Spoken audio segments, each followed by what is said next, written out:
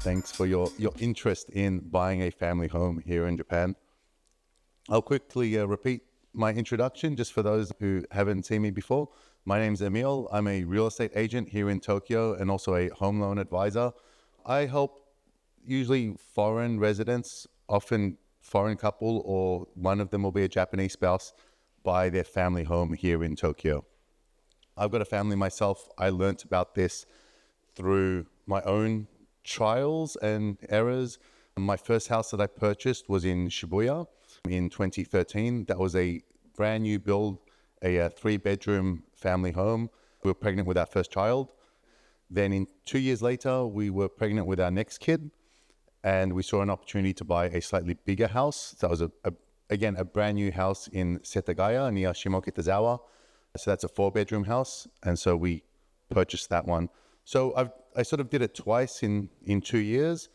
And a lot of my clients that I work with are in a similar situation as to what I was then. Okay, young family, just engaged, just married, baby on the way, or maybe they've got a very small child and they are looking for their first home. So I help them with that process.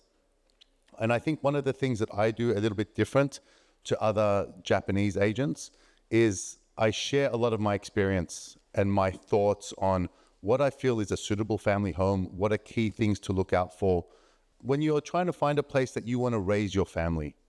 Okay, so I've got 3 children under 10, boy, girl. They go to local Japanese school, and we try to go back to Australia regularly to help them sort of, learn English and spend time with the family.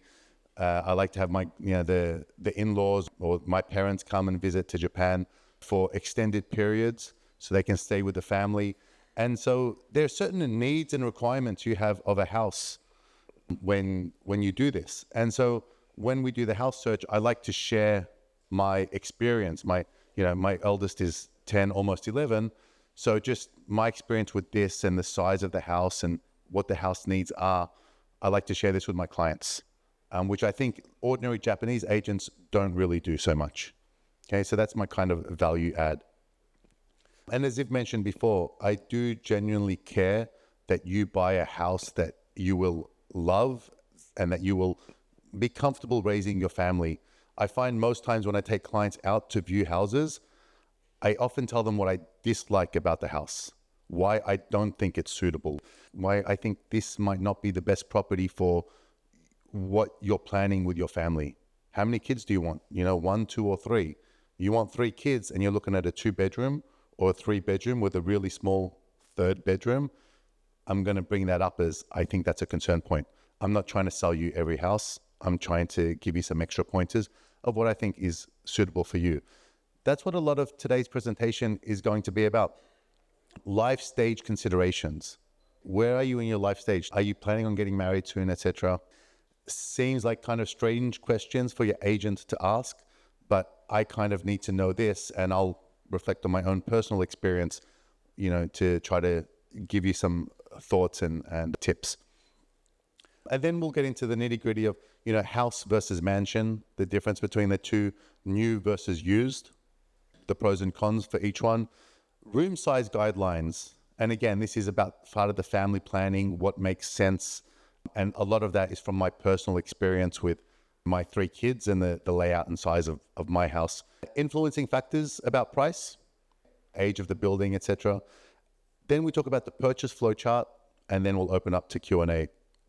So yesterday's presentation was all about money and financing, home loans. Today's discussion is all about the property itself.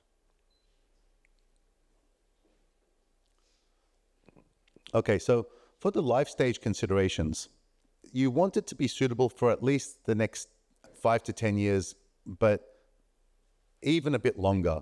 If you buy a place that probably within 3 to 5 years, you think, I need to change it, it probably didn't do enough planning at the purchase stage. You should kind of know within 3 to 5 years, are you planning on getting married, or do you have a kid along the way? Are you thinking of maybe a second kid? Right? There's a whole bunch of stuff that you should be able to know. There are, of course, unforeseen circumstances that can happen.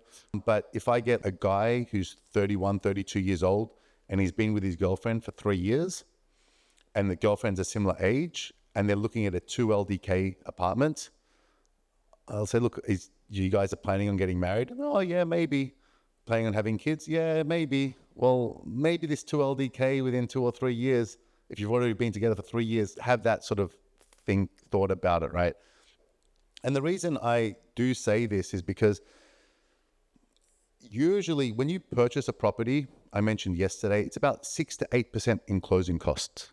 When you sell a property, it's 3% closing costs for the agency fee.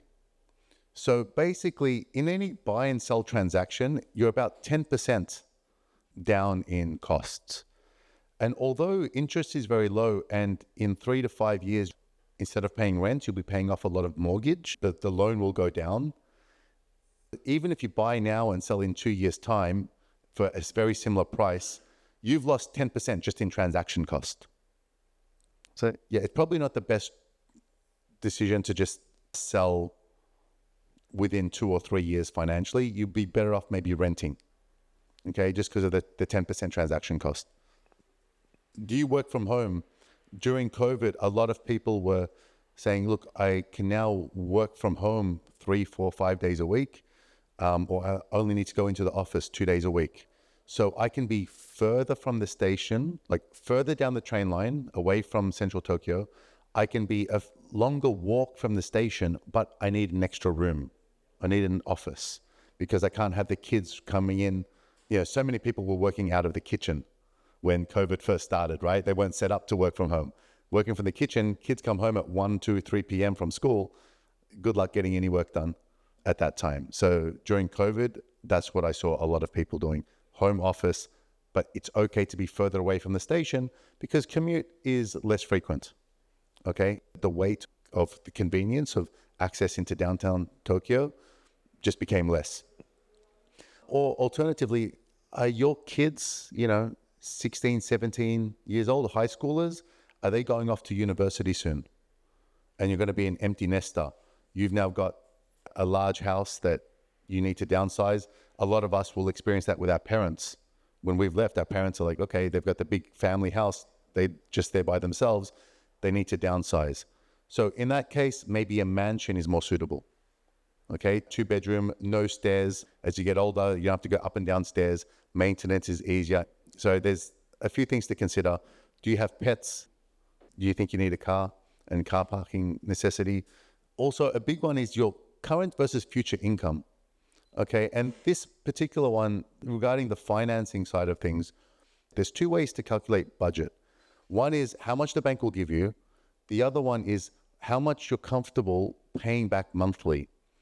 And the people who base their budgeting on how much they're comfortable paying back monthly use their current income as the basis for it.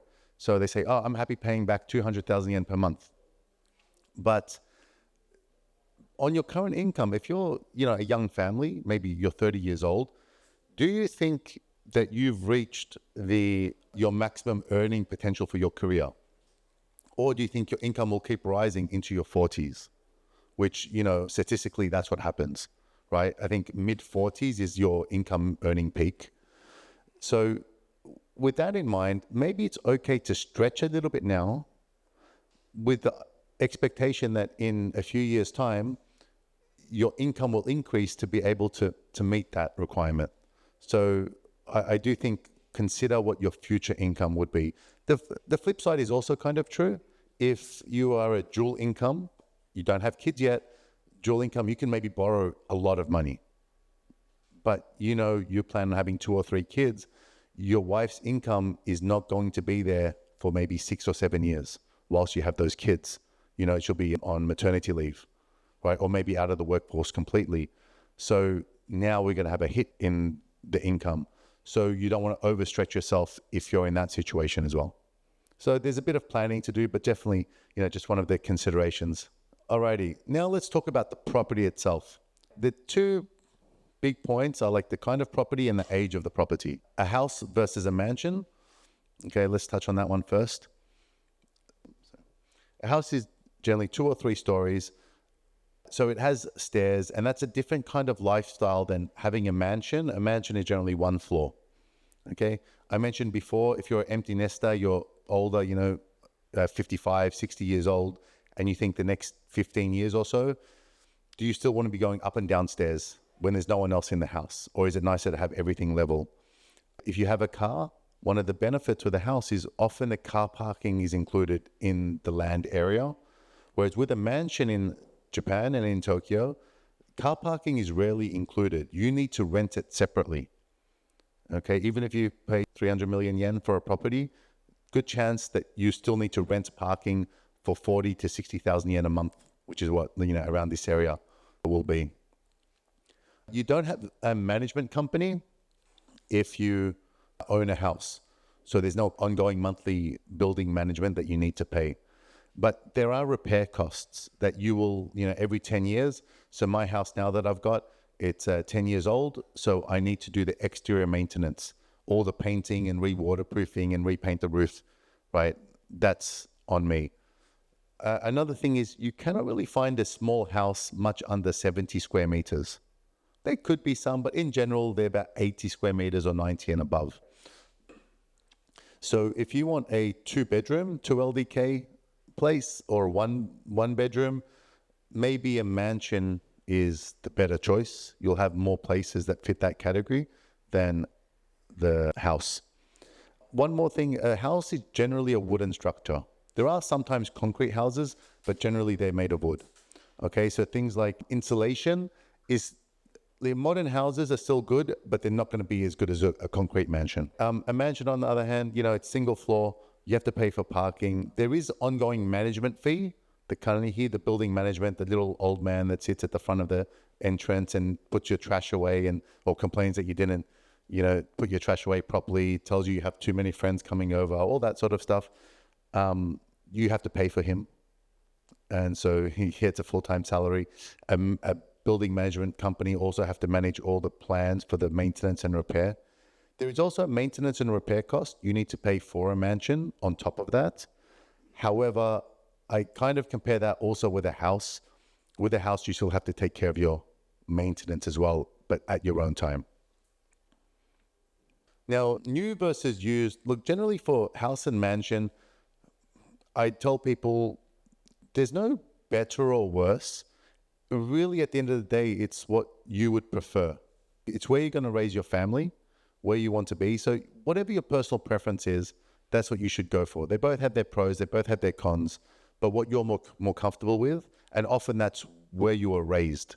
And Westerners often, most of my clients end up buying a house, not a mansion, because we grew up in houses. That's what our idea of raising a family. Where we were raised is we had a house, we had a little yard, right? We had our private space, didn't have to go to an elevator to get to our apartment. So that is reflected in where they often want to raise their own family. But now new versus used is probably a more interesting consideration, and often because there are some misconceptions about this. The first big misconception is that a new house is like a new car in Japan, because they talk about building depreciation. A brand new house is worth nothing after 20 years. And then people think, well, that's like a car. When I buy a brand new car, I drive it off the lot and it loses 25% of its value. But you can't buy a 1-year-old house for 25% cheaper than a new house. That's not available. And you can't get a 20-year-old house for free, right? So the first kind of example in terms of driving a car off the lot and it losing 25%, that doesn't happen. A brand new house or a 1-year-old or 2-year-old house is pretty much the same price. The car analogy is because a car dealer gets wholesale prices, okay? A $40,000 car, the dealer can buy it for $30,000 wholesale. And so if you bought the car for $40,000 and then you want to go back the next day and sell it back to him, he's only going to pay you under $30,000 for it because he has wholesale prices. That is not the same with houses. There's no wholesale price of houses that the dealer just makes a premium off. So that analogy or that mindset is wrong. New house is not like a new car where you lose 25% the moment you drive it off the lot. The next thing is a wooden house is worth nothing after like 25 years. You guys listened to Daigo Sensei just before about taxation. Accounting depreciation for a wooden structure is a 22-year lifespan. That's why people think wooden houses have a 22-year life, and after that, they're worth zero. That's a tax office assessment of houses. In practice, you cannot just buy a 20-year-old house and think it's valued for nothing. And also with depreciation, it's only the building value, not the land value. So I mentioned before in like Setagaya area where I live now, 100 million yen house is about 20 million yen for the building value and 80 million yen for the land value. So even if the building is say 15 or 20 years old and depreciated down to 50% of its value, you can have two properties side by side, a brand new property at 100 million yen and a 20-year-old property that's depreciated 50%, and that will be 90 million yen. All right, so there's not a great deal of difference between new and used properties. Also, with a new property, you get the latest designs, the latest fittings, you get some better tax breaks as well, tax rebates for having a home loan on a brand new property. You get structural guarantees, you get guarantees on the fixtures like wallpaper, the electric toilet seat, the kitchen faucet. My house is largely Panasonic and Toto. So those manufacturers will give a 2-year guarantee on those items. So a used house can be cheaper only for the building value, but also in terms of renovation cost. A renovation cost is about 500,000 to 1 million yen per 10 square meters. And if you want to change the wet areas, bathroom, toilets, kitchen, and wallpaper, you can, on a 80 square meter house, that's about 4 to 8 million yen. Okay, almost kind of like, not the full amount of the depreciation or the cheaper price, but it's not nothing. One of the benefits of a new property, if you buy it during construction, which I did for my second house, was you can select maybe the wallpaper or the floor color. I made my kitchen sink a little bit higher because they hadn't ordered it yet. So standard height is 85 centimeters. I ordered a 90 centimeter one. So you can make some small changes within the price, within the certain range. And some modifications I had to pay extra for. Like my toilet seats, when you go in, they open up automatically. So that was a little upgrade I had to pay extra for. With a used house though, one of the benefits is often you can see it, exactly what it's like, it's established, versus a new house that's off the plan or just a skeleton stage. But I tell people often at the end of the day, if you find something that really checks all the boxes really well, the location, the layout, the rooms, the amount of light it gets, then whether it's new or used, as long as you're quite comfortable with it, then that's probably the right choice. That said, sometimes with a used property, if it is a little bit old, often 15 to 20 years for a young family is the usable life of a house before you become an empty nester. So if you've got a young family and you got a new baby or a 2-year-old, 3-year-old, in 20 years time, they're off to university. So now you're home alone, it's time to sell and downsize, right? You're that older person now. So if you've bought a 20-year-old house, now when it comes down time to sell, it's a 40-year-old house, or if you want to rent it out. That could be a bit challenging with such an old house in the Japanese market. So a new house in 20 years time when you want to sell it is still very resellable, very rentable. A 20-year-old house is fine to buy now, but when it's 40 years old, it could be a bit more difficult to sell, a bit more difficult to rent out. And the value won't be there even for someone to renovate it. For a wooden house, Ziv mentioned before, over wooden structures, don't buy stuff much over 20 years because the exit plan is going to be a bit tough. For concrete structures, you have a little bit longer, I think 30 years. I feel similarly with buying your own personal house. Okay, some size considerations. So In Japan, I think a lot of us are familiar with one jaw, one J, or one tatami size. Very common room size is 6 tatami, rokujo. Okay, 6 tatami is 10 square meters. Knowing this kind of number is really helpful when you're looking at property sizes. The difference between a 80 square meter property and a 100 square meter property is 2 rokujo bedrooms in size. And that excludes the closet. So, when you're saying, oh, I need a 80 square meter and 90 square meter, not a big difference. Well, it's actually 1 bedroom difference. That's the difference between a 2 or 3 bedroom or 3 or 4 bedroom. And although maybe the living room is a bit bigger, some corridors are a bit bigger, etc., it's not necessarily a bedroom, right? When just knowing that rokujo is 10 square meters gives you a bit of guidance to work with. The other point I like to tell families when we go in is, look, 6jo is okay for a bedroom, but a master bedroom with a big double bed or the queen size bed and a bit of a dresser and clothes could be a bit tight. So maybe for the master, having 7 to 9jo is good. A little bit bigger is nice. But even developers often won't make rooms much bigger than this. When they get to like 10 or 12jo, they'll make 2 rokujo or 2 5jo bedrooms. They won't make just 1 big 14jo bedroom. When you look at the second and third bedroom, maybe a 6jo, 2 6jo bedrooms, or even 5jo, 4.5, if it's the third and fourth bedroom, is okay. All right, but if it's like a master is like 6jo, and then 2 4.5jo bedrooms and a 3-bedroom house, and you want to have 2 or 3 kids, that's going to be a bit of a tight squeeze. And that's from my, my personal experience with 3 kids. When you look at bedroom measurements on the floor plan, they don't include the closets. And for LDK, living, dining, kitchen, a lot of the houses that we look at, it's a space like this, the kitchen counter, and then just dining and living, or some similar layout with a square, rectangle, etc. 16 to 20jo, you can fit a kitchen, dining table, and then a living room.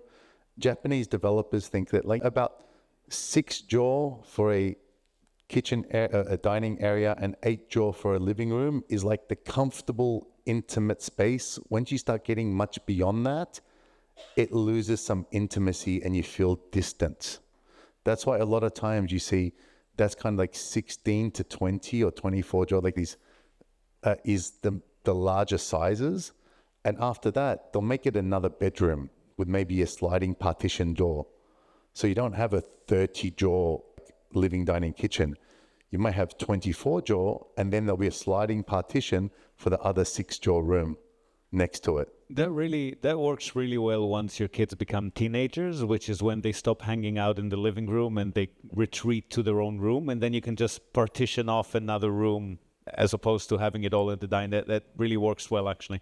Yeah, and that's you see that common in mansions as well. They have that third room / partitionable, and that gives you flexibility as the family sort of, as the kids sort of go older. Okay, this is a brand new house. This one was sold, so let's just look at this side here. This is a 3-story house, okay, 130 square meters, 138 million yen. So just under $1 million US. This is a brand new building. Okay, so the living, dining, kitchen, we'll look at there first. And this is 20.9jo. Very nice, ordinary sort of kitchen with a large pantry area. The dining room space, and then the living room space here. Okay, kind of, separated. But when you have almost 21jo, I think that's quite a nice usable space for a dining area and a living area. Pantry is not included in the 20.9jo, neither is the staircase. I find something like this to be, reasonably cozy, when I say cozy, I don't mean cramped cozy. This is, quite nice and comfortable. You have a master bedroom, a large bedroom down here, which is 8.8jo. Okay, that's quite nice and big with a big walk-in closet here. But also one thing that they've done, right, is this is considered a 4-bedroom, I'd say. You can think 3 or 4. It says here 3 LDK, 4 LDK is also possible. Okay, and some of the bigger properties will do this. So this is the other bedroom, 6-drawer. And then they've got here 5-drawer and 5-drawer, 2 5-drawer rooms. But here they've got the dotted line. So actually right now it's one big open room, but they have already built in 2 doors. So if you wish in the future, like just say you make this your master bedroom now, a nice big master. If in the future you decide, look, I have another kid, or I might move down here, we need the extra space.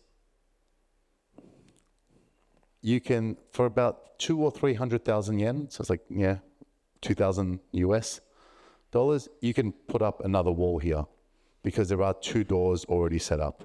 So now with some slightly bigger properties, they're starting to do this kind of easily convertible layout. Some of them will actually have the wall there already, but there's no supporting beams and the flooring already goes through. So it's, again, $2,000 to just remove it. This is just a bit of a, guideline. When I send out flyers to people, these are the kind of the flyers that we send out. Okay, stop. So if you're searching for a certain budget in a certain area, once I get to know your needs and your requirements, I'll go through the list and I'll send you a whole bunch. We'll go and look at them. And when we go and do the viewing, I'll get an understanding of what you like, what you dislike. Like this particular person, we went out and had a look. She said, oh, I like outdoor space a bit. I want a balcony off the living room. And also getting her understanding of where the light is coming from, how much light she likes in rooms, or she wants maybe the master bedroom to be very bright, or they want it to be very dark. Based on that understanding of going, after doing it, one afternoon, we went and viewed 4 or 5 houses. When I do the next search, I'll be able to identify some other things that I think are, this is great or this is crap.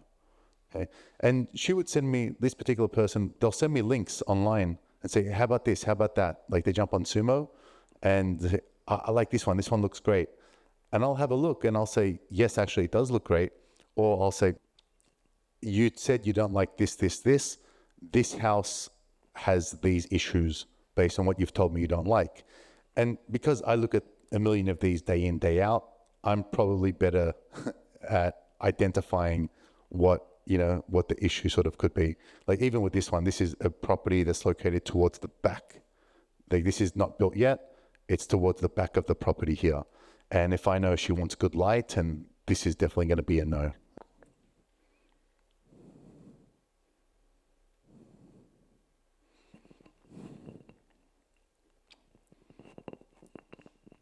There's a bunch of questions in the chat too, and I'm sure questions in the room. So okay, cool, almost there. Anyone also online or in the Zoom or here, please, we are trying to grow our social media channels. And also if you want to book a consultation with me, you can do that through the link.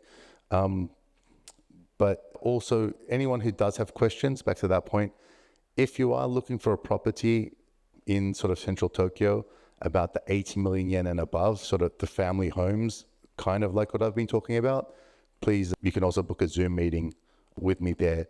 I know a lot of people, even online will have questions that talk about numbers, talk about, family planning. It's a lengthy discussion we need to have. Generally, they're about 1 hour. So here, you may be able to raise your hand and ask a very, very generic sort of question, but to really get to the nitty gritty, and please feel free just to schedule a consultation. But now let's move on. The influencing factors is about price. I always say age, size, location equal your budget. Okay, if you have a fixed budget, you need to compromise on your age, the size, or location. And by location, I mean, do you want to be in Ibis? Do you want to be in Saitama? Or somewhere here in between? How far down the train line? And also, how many minutes walk from the train line? Are you right by a fire station? Right, it's going to be quite noisy. Emergency services all the time. Or are you in a quiet little street? Okay, how old is the property and how big is the property? So generally I say if you Yeah, when you're doing your search, people have probably already started searching online. They jump on Sumo or at home. They have a look at some listings. If in your budget, you see there's a realistic sort of properties that you think, this is a candidate in the area that you're looking for, then I think that's fine. But if you've looked and there's like zero in that, or the only thing is like a 35-year-old or 40-year-old house that's like this small, you probably need to change your location or increase your budget. Okay.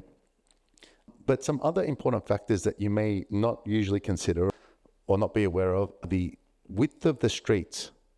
So usually streets are 4 meters wide. If it's on a big road, like what we have right in front of us, like a 6 or 8 meter wide road, that land value is a lot higher.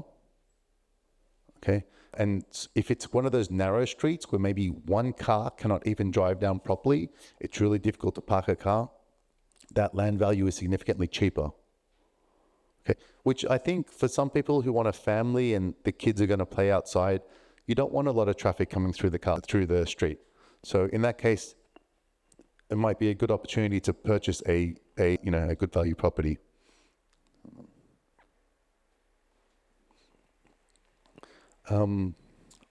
Southeast facing. Sorry. Okay. All right. Oh, okay. I'll be quick. All right. Southeast facing gets nice sunlight, and make sure it's not on leased land. If it's leased rental land, shakuchiken, just avoid that. And non-regulation buildings, if they're built a little bit too big for the land that they're on. I'll race through this.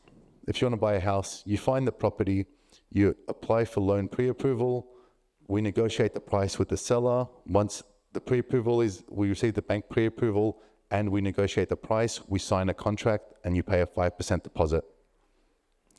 After that, we do the formal bank loan application, sign the loan contract, and then we agree on settlement day. That's when the bank will transfer all the funds into your account and then you pay the seller. We all meet at the bank for this, so there's no like gaps or anything that can happen. No one runs off with the money. And then at the end of that transaction, 1 hour at the bank, they receive the cash, you receive the keys. Congratulations, you're a homeowner. About 4 to 6 weeks. If you want to do a property inspection, you would do it before you sign the contract. Once you sign the contract and pay the deposit, if you want to cancel, there's a penalty fee of the deposit amount. Okay, so you do all your inspections and what beforehand, but like in the US, I think in the US they always do it. Sorry? Yeah, it's contingent. They don't do that in Japan. Do the inspection first, and if you're happy, then we'll sign the contract. We're not going to sign the contract and then wait for the inspection. Okay, thank you all very much. Let's open up to some Q&As. So I did feel that was rushing a little bit. Thank you, Ziv, for keeping me honest. Any questions? I'll kick it off with 2 from the chat while people think about it. Kind of connected 2 questions. First, when considering the purchase of a used home, say 40 years old, how can you verify that the asking price is legit, is fair? And another one, when you're selling a property at this age, say 40, 50 years of age, is it maybe better to sell the land without the house, just demolish it, remove it because it's too old? Okay, so for the second question, is it better to sell it as vacant, as cleared land, or just land with an old house that someone will tear down? Tear down costs are about 2 million yen. So if the house is a real dump and it's going to be torn down, and not like a Akia where in the countryside where the land is worth nothing either, but if you're like around the corner here, you're not going to keep a 50-year-old house. You're going to tear it down. Tear down value is 2 million yen. If it's cleared land versus land with the house, the difference in price is 2 million yen. So if the land is 50 million yen with the old house, if you tear down that house, you can sell it for 52. I mean, it's very straightforward. You're not getting, much more. You can choose either way. And for the Price, how do you know if the price is right? And how the price is right, when you've been searching, you kind of have an idea of, look, I'm looking in this particular area for a month or 2 months. You get a lot of data points. You've seen many properties. So you kind of get an idea. But a big one is land value. Compared to the others, what's the price per square meter for land? What's the price per square meter for building? All right. And so if it's a 80 square meter block of land and a 100 square meter building, just what's the square meter price? Just divide the purchase price by that, by the land, divide the purchase price by the building size. And you kind of have those figures, and you've seen a handful of properties. You kind of have a guidance for what the price is, and you can think if this particular property is fair or not. It seems hard to get comparables for that, like super square meter. No, because okay, yeah. So you asked. So the question was, it seems hard to get comparables for land size per square meter. Well, not really, because it goes by square meter. So if you've got a 60 square meter block of land, there's going to be some other land, maybe it's 40, 50, 60, 100 square meters that's sold in the area, either for sale or sold in the past 1, 2, 3 years. That's why you get a few different data points. And you go, okay, does this seem within the upper and lower range? Any other questions from in the crowd? Yes, sir. Oh.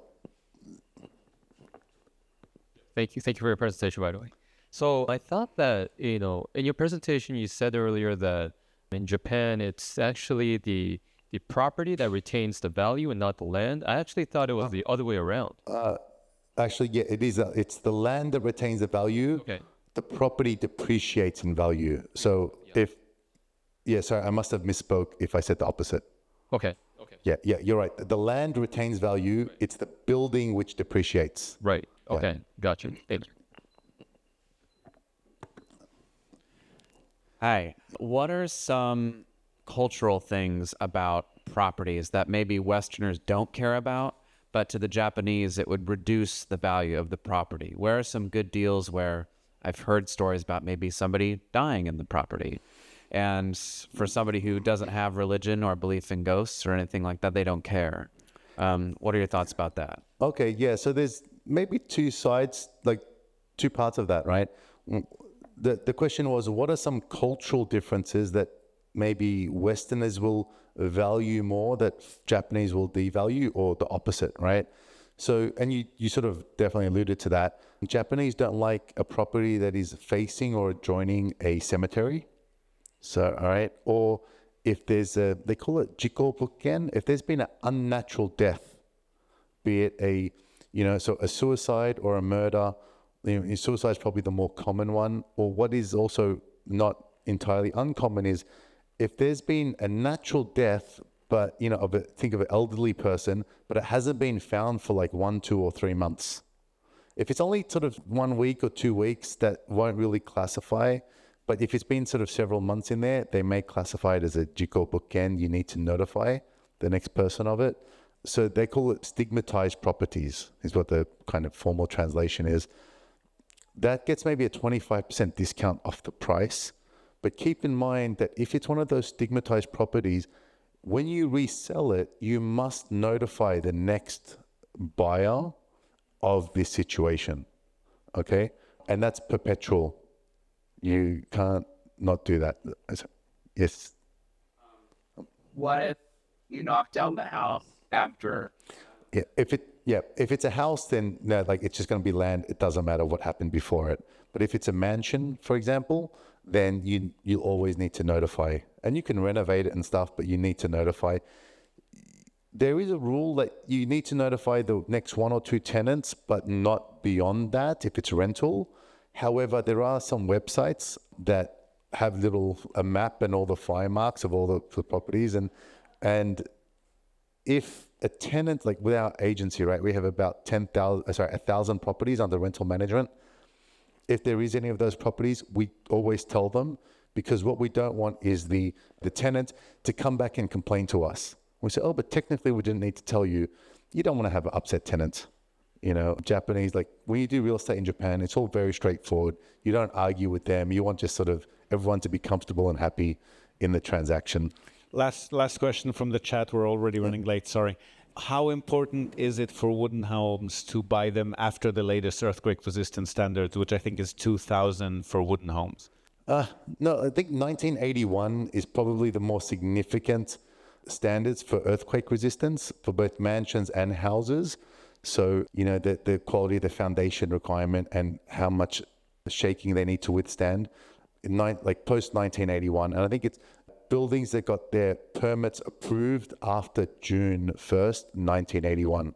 So you get some 1981 or maybe even 1982 buildings that are called Q Taishin. So the Shin Taishin Kijun Ho, the new seismic requirements legislation, is for properties after that date. And those pre-81 buildings are called Q Taishin, so before seismic requirement regulation. So yeah, 1981 is kind of the line, but I've seen some 1982, even 1983, like larger buildings that were approved but didn't get their construction done. It took some time to get the construction done. That considered Q Taishin. So you can try to avoid those. They can get some good deals, but that's the line in the sand. Thank you. We'll have to. We got the Q&A panel now, so we can keep asking Emil questions, but we need to organize it for the rest of the speakers. So thank you. Thank you very much.